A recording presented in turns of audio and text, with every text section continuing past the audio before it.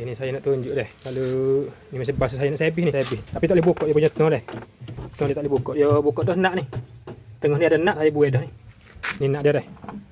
Buka dah. Patutnya boleh cabut deh. Tapi dia lekat dengan abuk-abuk ni. Dia lama dah guys. Tak sebih lama. Dia lekat gini ya. Jadi cara dia kena buka guna benda ni deh.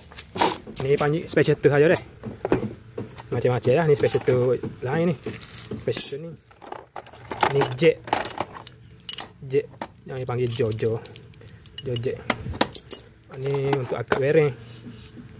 Ni untuk belah bearing. Belah apa? Belah nak tu. Kalau itu tak boleh belah nak. Macam-macam lagi dah. Ni jet kot. Ada ni. Bagi je lekat. Saya kena pakai benda ni ada. Benda ni.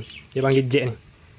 Dia benarnya ada 3 deh. Dia ada 3. Ni saya buat sebab dia benda ni dia 2 dah nyakut dia ada. 1 dengan 2 deh. Ada 2. Kalau dia ada 3 gitu kita boleh sakut 3 guna 3. Ni guna 2 lah. Lepas tu susah ingat deh. Kalau nak jet ni jangan masuk sini lah deh.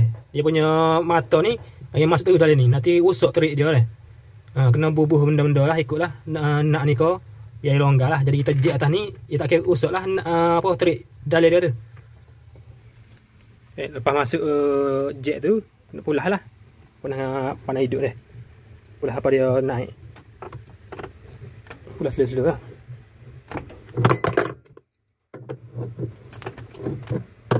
Okey, naik dah sikit tu. Okey, naik dah. Sikit lagi. Sikit lagi. Okey. Okey, cabut dah.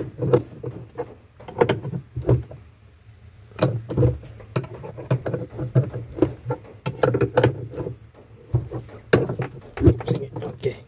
Cabut tu. Sikit lagi. Okey, cabut dah. Okey, ayah. Okey. Okey, naik dah tu. Tu boleh cabut dah. Okey, ni. Okey, ni kotor dia lah. Kotoran bila tak sebih lama. Jari-jari kena sebih lah juga dah. Tidak basuh kak, jadi lekat abuk lah. Kalau orang alergi kak, habis gata-gata ni. Ni dalam dia lah. Tengok. Kotor.